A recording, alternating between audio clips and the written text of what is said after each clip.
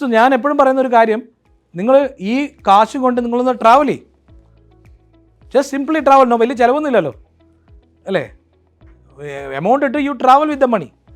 Next 6 months what you will do, next 1 year എന്തൊക്കെ ചെയ്യും, എത്ര പേയ്മെൻറ്റ് കൊടുക്കും, അഡീഷണൽ ഇൻഫ്രാസ്ട്രക്ചർ വേണോ, ഇനി പ്ലാന്റ് വാങ്ങിക്കണോ, ഏത് പൈസയ്ക്ക് വാങ്ങിക്കും, ആരുടെ കയ്യിൽ നിന്ന് വാങ്ങിക്കും, അത് ശരിക്കും മാർക്കറ്റിൽ 2 കൊട്ടേഷൻ എടുത്തിട്ടുണ്ടോ, ഇതൊന്നും ചിലവില്ലാത്ത കേസാട്ടോ, നമുക്ക് ചെയ്യാം. എന്താ വ്യത്യാസം?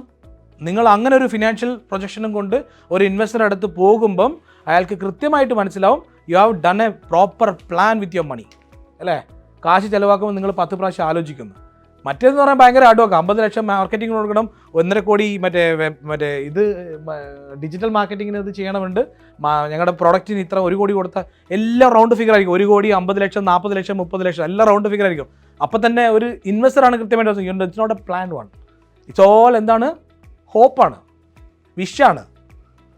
It not factually you are not done right.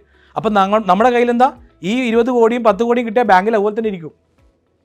നമുക്കറിയില്ല എങ്ങനെ ചിലവാക്കേണ്ടത്. Fintaxman, the mentor your business needs.